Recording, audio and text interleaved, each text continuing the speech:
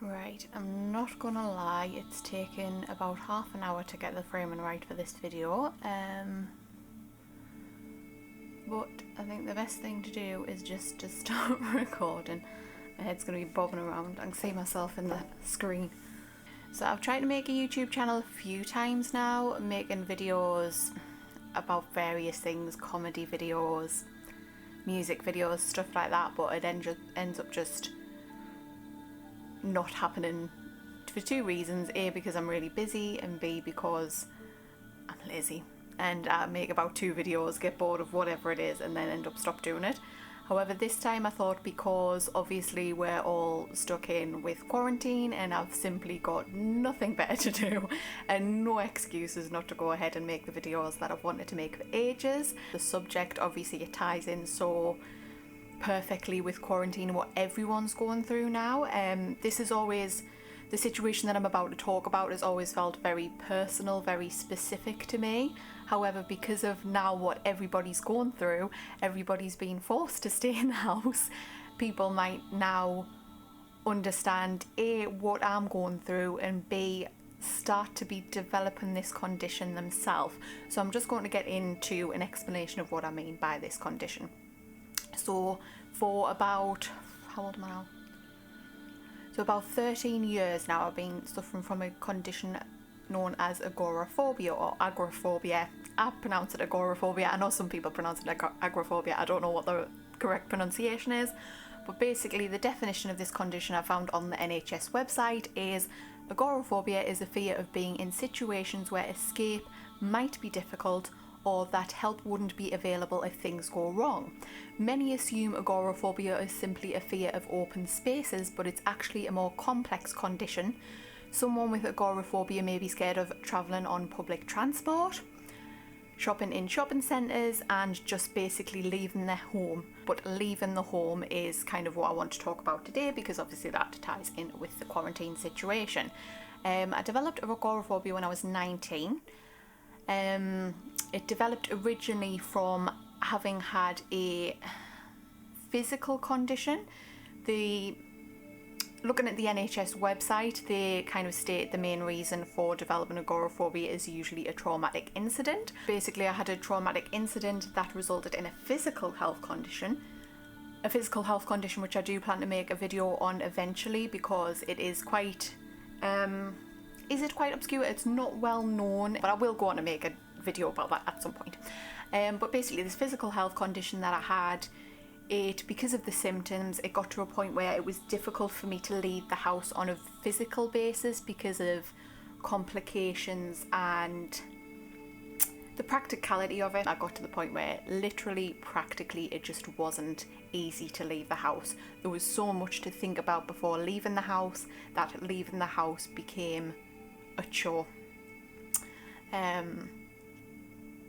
Every time I came to leave the house, it was like I had to do a little checklist in my head. Oh, well, I need to make sure that I've got this, and I need to make sure that I'm going to this place and that it's only going to take that long to get there. And it almost became this big complicated routine that I had to go through before I left the house, so that when it came to leaving the house, it was kind of like, oh, well, I'm exhausted already. I've already gone through this massive checklist in my head. I'm exhausted already. I don't want to go out now. And I think that's what it started as, was because it was the hassle of having to leave the house that it went from being difficult to more difficult to impossible. It's because the physical condition came on quickly, the agoraphobia came on just as quickly, and it got to a point within a few weeks it went from me being probably one of the most social people you will ever meet, going out at least 3 times a week clubbing, to being at the point where I couldn't leave the house at all. And by not leave the house at all, I mean I couldn't even set a foot outside of my front door. It got to the point where I couldn't even take the bins out. Obviously I was only 19, so I was living with my mum, and she would go to work and say, oh, while I'm at work, can you do the dishes, can you take the bins out? And then she would get home later in the day and go, well, why haven't you done this? I mean, she was never nasty about it, never anything like this. She was just puzzled as to, well, I told you to do this, why haven't you done this? And it was too embarrassing for me to explain that the reason I couldn't do it was because I was too scared to set foot out the front door. So I believe back, obviously it was a long time ago, but I believe at the time my excuse was just, oh, I forgot, or there was a spider on the bin. So just really, really silly excuses for why I wouldn't go out and do it. Obviously, as it got to a point where I couldn't even set foot out the front door, I couldn't do things like even go shopping, I couldn't meet up with friends. And at the time, because of being so young, unfortunately, the group of friends that I was hanging out with were very sociable people also. So their kind of idea of hanging out as friends was to go out clubbing. There wasn't really any other option. If you couldn't do that, that was it. So for the entire year that I was stuck in the house, or the majority of the year I was stuck in the house, I should say, I didn't really see anybody except for my mum. I didn't have any visitors because, as I say, my group of friends at the time they weren't interested in coming to the house and hanging out in the house with me. So because that was the only place I could be, I couldn't be with my friends. So it was obviously a very, very lonely time. And it's almost hard to believe now that it went on for so long. Obviously, when you look back 13 years ago, it's hard to remember kind of what you did on a day-by-day basis, but it's certainly hard to believe that I was literally stuck in the house for a year. So it's gotten to this lockdown time, this quarantine time, and even though it's not easy by any stretch of the imagination, it's been extremely difficult because of already having pre-existing kind of health issues. It's been really difficult, but I've had it worse. For want of a better phrase, I've had it worse. I've been stuck in the house for a longer time. So these couple of months that I've been stuck in the house with quarantine just kind of like feels like it's not a patch on it. So anybody else that's ever experienced severe agoraphobia before, or who is currently still going through the situation, who is in the situation that I was in 13 years ago, where they physically couldn't leave the house, lockdown obviously doesn't really change your personal situation, or you think been there, done that. Either you've either had it and gone past it and you think been there, done that, or you're going through it anyway. So it doesn't matter what the government says, and it doesn't matter what the lockdown situation is, you're going to be in the house anyway. Obviously, being in this lockdown situation, even though because I've been in a similar situation before, it seems familiar, it doesn't make it easier in the sense that because I have overcome agoraphobia until I've been completely functional, I've kind of got that fear there of, is being in this situation going to make my agoraphobia worse? And I have experienced it. Obviously, I'm as everybody is trying to do, or most people are trying to do, is go out and get your daily designated exercise.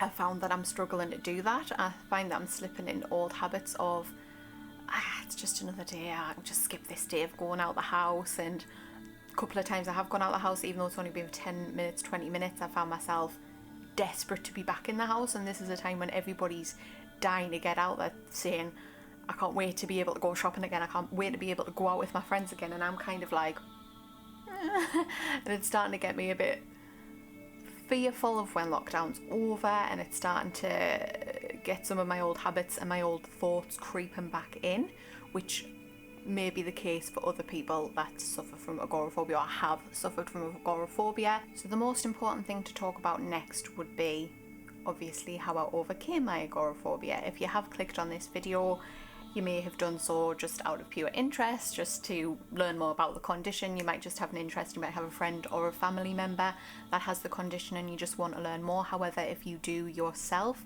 have agoraphobia at the moment, or you are in the process of trying to overcome it, that may be why you've clicked on the video, and that's what we're going to talk about next.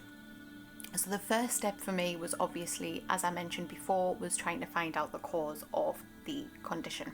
So only when I got help with the physical side of things could I start to overcome the psychological side of things. It may not be such an obvious cause for you, so the best route to take then would be to go and see your GP. and they can either refer you to psychological treatment service in your area, or they can give you medication. That's not an option that I took personally at the time because I just didn't think that it was the right option for me, but it is for many people. Obviously, if you're getting symptoms of panic attack, things like the rapid heart rate, rapid breathing, feeling hot and sweaty, feeling sick, avoidance, they're also symptoms of panic attacks, which is similar to what agoraphobia is, a panic disorder. I'm just going to readjust myself 2 seconds. My legs hurt.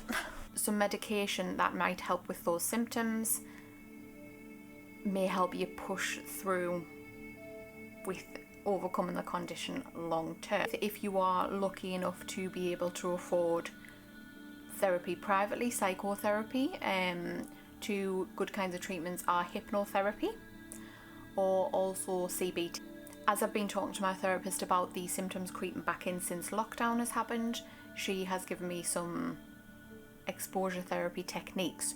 So exposure therapy is, it's pretty much in the name, it's exposing yourself to the thing that you are afraid of. So my therapist's idea when I spoke to her last week was just starting off really basic. If you're starting to feel like the symptoms are coming in again, don't force yourself to go, oh well, I'll just get over it and I'll just go outside for a walk. It was just take a step into your garden. Just literally just go stand out in your garden, breathe in the fresh air, look up at the sky, time yourself for a minute and then go back in. Then try later on in the day, same thing, 2 minutes, go back inside, same thing, 3 minutes later. And then she said to move on to things like just walking to the bottom of the street. Try to build yourself up, really try to build yourself up to doing things like going to the local shop, walking to your favourite scenic area. For me, there's some woods at the top of the street, about a 10-minute walk away. That's my favourite place to go. Sometimes I don't feel like, because it's quite a hike, I don't feel like I can walk up the hill, I don't feel like physically I can make it. And that's when I know that the agoraphobia is starting to creep back in, because things like just walking 10 minutes becomes difficult for me. So there's some days where I don't feel like I can do that, and that's why when I know I have to dial it back and I think, right, okay, I can't quite face going to the woods today, hiking up that big hill and making it to the woods today, so I'll just try walking a few streets up. So I'll walk to the bottom of my street, see how many streets up I can walk and take it step by step. That for me is, after having dealt with the symptoms of my physical condition, that was very much the next step for me. And when I was 19, I think, what did I begin with? I began with things like taking the bins out. I will not stop talking about these bins. I started with taking the bins out, and then I would walk to the shop with my mum, because by this point I had been to the GP and talked it through with them, and just talking it through with the doctor made it easier to talk through with other people. So I went home and was really kind of embarrassed because my mum was such a sociable person. I did think it was going to be difficult for her to understand, but she was actually way more understanding than I thought, and she helped me lots in the fact that, as I say, she would take short walks to the local shop with me, and then we would do things like walk along the railway lines out the back of the house, just do short walks. And as I say, I would just time it, 5 minutes, try and build myself up to 10 minutes, try and build myself up to 15 minutes, until I eventually got to the point where I could do that on my own. And this was not a quick process. This took months. As I say, me time in the house, or my time suffer from this at a severe level, was about a year. Once you've sought professional help and you're starting to do exposure therapy and you're starting to be able to take those steps further, and you're still being able to travel that little bit further, start giving yourself a reason to leave the house. For me, that was to get a job. So I was only working 1 or 2 nights a week in a nightclub, and to get there I was having to get a taxi from my house directly to outside the nightclub, because it was the only way I could travel initially. And this went on again for a few months. It got to the point where I wasn't really earning any money from the job, because any wages I was making was going on taxi fares, because it was quite expensive. But for me, it wasn't about earning money, it was just about getting out of the house. Again, I was fortunate that I was living with my mum and that bills weren't a factor, because I think if it was to happen now and I couldn't leave the house and I couldn't work, I honestly don't know how I would survive, and I really, really feel for people that are in this situation at an age where they have children, a house, bills, things like that to pay, and it makes it so much more important to overcome the condition as soon as possible, but also puts so much more pressure on you to do so. And I think putting pressure on yourself is one of the hardest things. Which brings me to stage 4, which is to be really, really gentle on yourself. If you do feel yourself starting to slip back, like as I say, I am at the minute because of lockdown, I feel like I'm starting to slip back into my old ways a little bit, is to just forgive yourself and just be proud of the steps that you have taken. And this is what my therapist says to me all the time, is be proud of the steps you have taken, and always congratulate yourself for whatever you've done, whether that has been go out and stand in your garden for 1 minute, whether it has been travelling on public transport for 5 minutes, if it's going from the first stop in your village to the next stop in your village, if it is going to a shopping centre and buying a bottle of pop and then leaving. Whatever stage you're at in your exposure therapy, whether it be 1 minute, one small journey, one short shopping trip, is to congratulate yourself and be proud of the steps that you've taken, because anything is a step forward, anything is moving forward, anything is coming towards the end of agoraphobia. As I said, the hardest part for me lasted about a year, but it certainly wasn't that year ended and then I was out partying every night again and I was out travelling the globe. It didn't happen like that at all. The first time that I left the country was about 4 years after that time when I couldn't leave the house at all. It was about 4 years after, and I got on a plane and I went to Corfu. Corfu was my first holiday after that, and it was a 4-hour plane ride. After you've taken the first 3 steps, which is to seek medical help, to use exposure therapy, and to find a reason to leave the house, you can often forget how far you've come because you can get wrapped up in being busy. For me, it was work. Initially I was only working 1 to 2 shifts a week, but I started building myself up to the point I was working full time. I'd kind of gotten some semblance of a social life back. I had started a romantic relationship. I had pretty much a normal life. It was easy to get lost in the busyness of it all and kind of forget the place where I was when it was at its worst. Obviously, like I said, it was at the point where I physically could not take one single step outside of my house, and that phase of the not taking a few steps out of the house lasted months, and it was a very, very slow build to get myself up to being able to do basic things like go to the shop. So it's easy when you kind of get to almost a level of normality where you are working or you are socialising or you're able to take your kids out or you're able to have a romantic relationship, you're able to have solid friendships, you get so lost in that you stop congratulating yourself. And you should never ever stop congratulating yourself. You should never ever stop being proud of the steps that you've taken, no matter how small and no matter how long it's been. Say for me, it's been 13 years since I was at the worst part, when I was really in the midst of it, and I never ever stopped congratulating myself. I have had obviously periods of time where I've kind of forgotten about it and I act like it never happened, but then I have to take a moment to sit down with myself and say, oh my god, how far have you come? You've gone from literally not being able to take a step out of the house to going on several holidays abroad. I've been to Greece, I've been to Spain, I've been to Belgium, which is not a brag, of course, it's just to say, obviously those are plane journeys, those are abroad, it's a few hours away, it's not somewhere where you can just zip back in 10 minutes. I've done things like I've gone to university, I've gotten a degree, I've learned to drive, and I can drive a good few hours away from home. I'm still not a great driver and I don't particularly like it, but I've got to the phase where I can do it.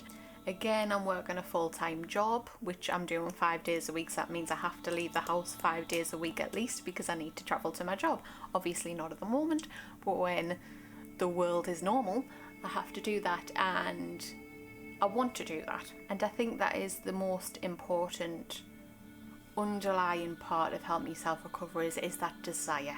to get better, is that wanting to get better. I can't imagine there being many people that wouldn't want to overcome agoraphobia, who wouldn't want to overcome not being able to leave the house, or not being able to travel, or not being able to go to public places. And that pure desire is what ultimately gets you through. But it's those small stages and those tiny little steps which ultimately build up and get you to a place where you're comfortable and you feel satisfied in your life, and you feel satisfied with how far you've come, and you feel like agoraphobia is not ruling your life anymore. For me, is like I mentioned before, was going on a holiday abroad. That was the first moment. It had been 4 years, and that was the first moment where I look back and gone, holy hell, I've been to another country.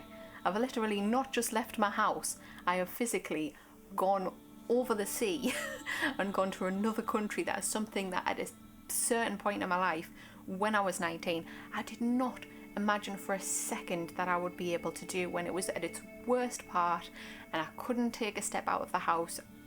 I had that mindset, well, this is just how it is now, this is just how my life is now, I'm stuck in the house, I'm never going to be able to go anywhere, I'm never going to be able to live my life or do anything fun. So when I was able to travel to another country, that was, for me, was the indication that life was back to normal, that I had beaten agoraphobia. So I know the advice given in this video is pretty basic and something that you might already know, but I can't reinforce enough how important these steps are. And it's something that someone that has been through it themselves, I can tell you that there is an end,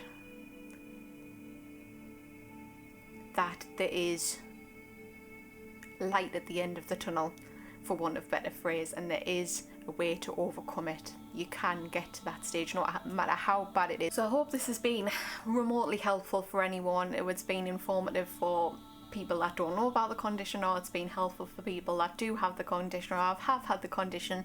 If you have had any similar situations, or you are in this situation yourself now, please let us know. Please comment underneath, tell me a bit about what you've been through. Obviously I'm going to be posting this on Facebook for my Facebook friends, so you can comment underneath the Facebook post, or you can comment on the YouTube video itself and just let me know what your experience was like, how far you've come, or if you've got a loved one that has the condition, or if you've just learned something from this video that you didn't know before. If you can please let us know, we can have a bit of a discussion about it, and I can just know that this video has done a little bit of good.